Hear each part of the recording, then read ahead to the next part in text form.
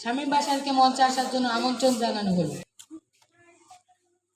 আসসালামু আলাইকুম। আমি ক্যাডেট শামীম বাশার। আমি চতুর্থ শ্রেণীতে পড়ি। আমি একটি কবিতা আবৃত্তি করব। শুরু করতে পারি স্যার? কবিতার নাম কাজা দিদি, লিখেছেন চৈতন্যমোহন বাগচি। বাঁশবাগানের মাথার উপর চাঁদ উঠেছে ওই, মা গো আমার শোলক ভোলা কাজা দিদি কই। পুকুর ধারে নেবুর তলে থোকায় থোকায় জোনাকি জ্বলে, ফুলের গন্ধে ঘুম আসে না, একলা জেগে রই। মা গো আমার কোলের কাছে কাজা দিদি কই।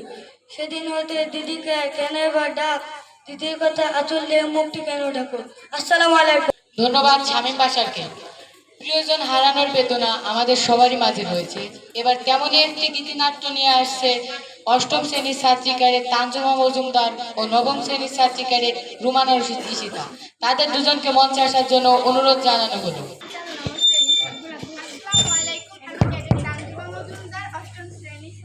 আসসালামু আলাইকুম, আমি ক্যাডেট ইশরাত জাহান, সপ্তম শ্রেণীর ছাত্র।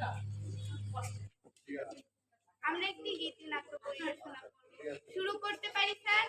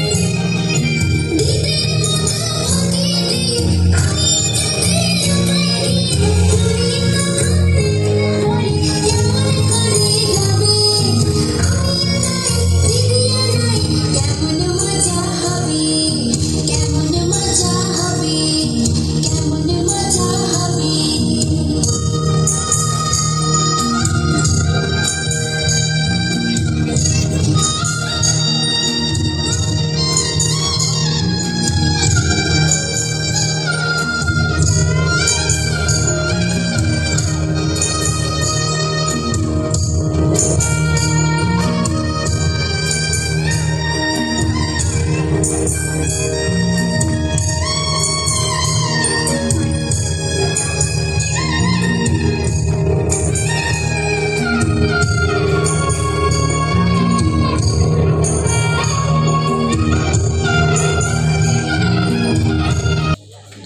ক্যাড তানজুমা মজুমদার ও রুমানা রশিদ ঈশিতাকে।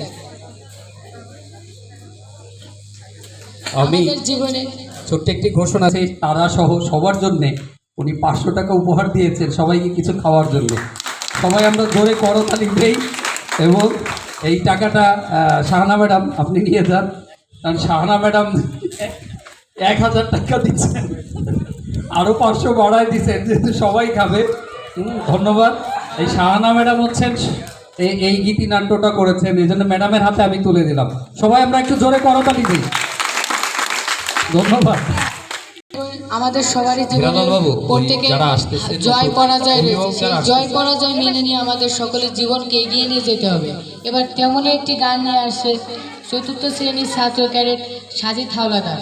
সাজিদ হাওলাদারকে মঞ্চে আসার জন্য অনুরোধ করা হলো।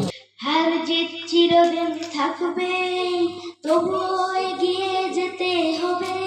বাধা বিঘ্ন না পেরিয়ে বড় হয়েছে কে কবে। হার জিত চিরদিন থাকবে, তবুও এগিয়ে যেতে হবে।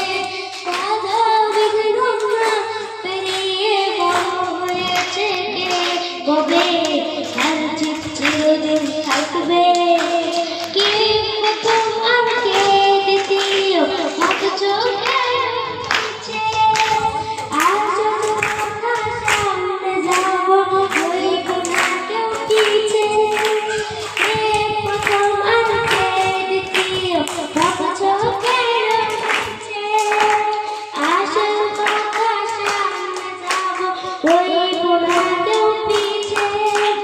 জীবনটা তো অনেক বড়, মনটা কেন ছোট করো।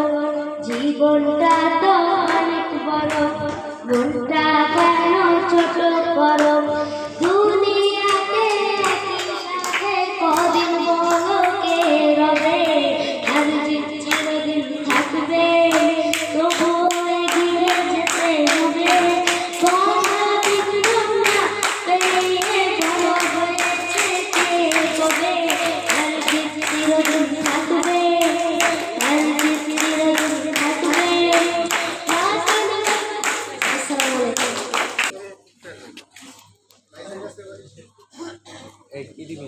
এবার আমাদের মাঝে একটি গীতিনাট্য নিয়ে আসছে ষষ্ঠ শ্রেণীর ছাত্র ক্যাডেট মেহেদী হাসান। মেহেদী হাসানকে মঞ্চে আসার জন্য অনুরোধ জানানো হলো।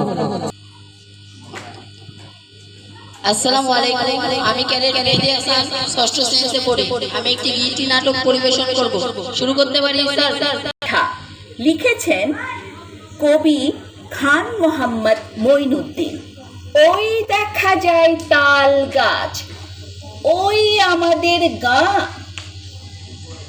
ওইখানেতে বাস করে কানা বগির ছা। ও বগি তুই খাস কি, পান্তা ভাত চাস কি? পান্তা আমি খাই না, পুঁটি মাছ পাই না। একটা যদি পাই, অমনি ধরে গাপুস গুপুস খাই। ধন্যবাদ ক্যাড মেহেদী হাসান। এবার আমাদের মাঝে একটি শিক্ষণীয় ও মজার একটি কৌতুক নিয়ে আসছে সপ্তম শ্রেণীর ক্যাডেট দল। তাদেরকে মঞ্চে আসার জন্য অনুরোধ জানানো হলো।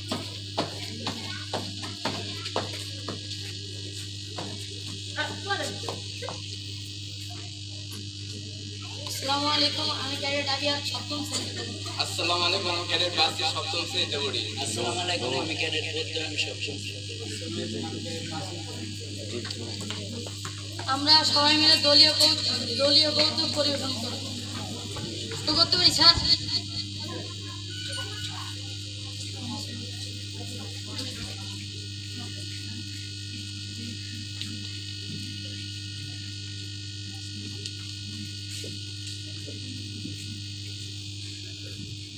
স্যার আসতেছে, সবাই সাবধান। স্যার আসসালামু আলাইকুম স্যার। ওয়ালাইকুম আসসালাম। জোরে বলবা, জোরে। আলহামদুলিল্লাহ স্যার আপনি কেমন আছেন? আলহামদুলিল্লাহ আমি ভালো আছি। বাহ সুন্দর, তোমরা সবাই বসো।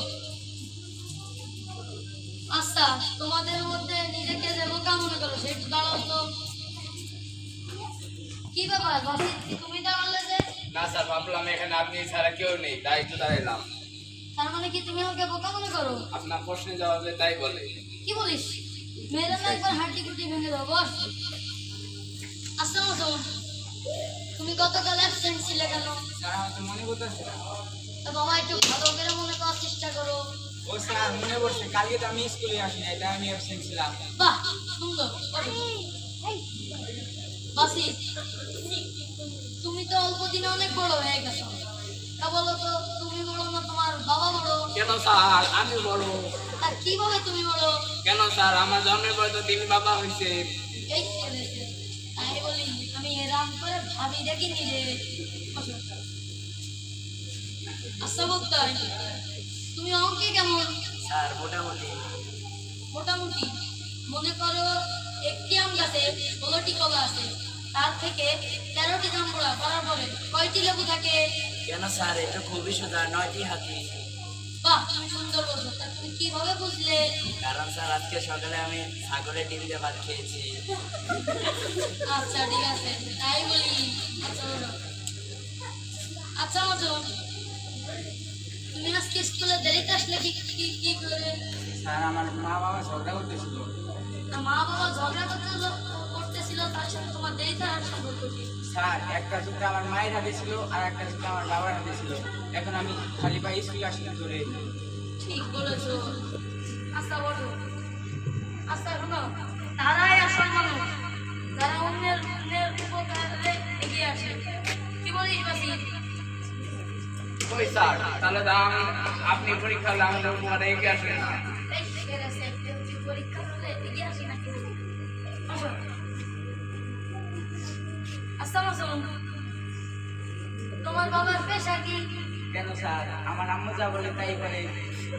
বাহ, তোমার বাবার পেশাটা তো অনেক ঠিক। আচ্ছা বসো। লক্ষ্য নিশানা লক্ষ্য যদি সঠিক থাকে, পাথর চেপেও পানি খাওয়া যায়। কেন স্যার আমি তো লোহা চেপেও পানি বের করতে পারি। তাই নাকি? তা কিভাবে তুমি কেন স্যার কি বলছে? এই সেরেছে, আমি এরকম করে ভাবি দেখিনি রে।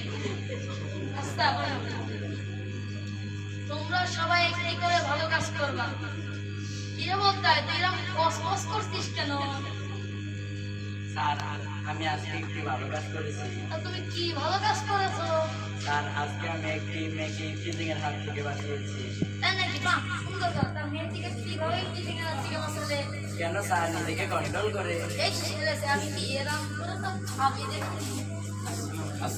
ধন্যবাদ সপ্তম শ্রেণীর ক্যাডেটগণকে। দেশকে কে না ভালোবাসে। এবার ফলাফল ও পুরস্কার দেওয়ার জন্য অত্র প্রতিষ্ঠানের প্রতিষ্ঠাতা অধ্যক্ষ মহোদয়কে আমি অনুরোধ জানাই।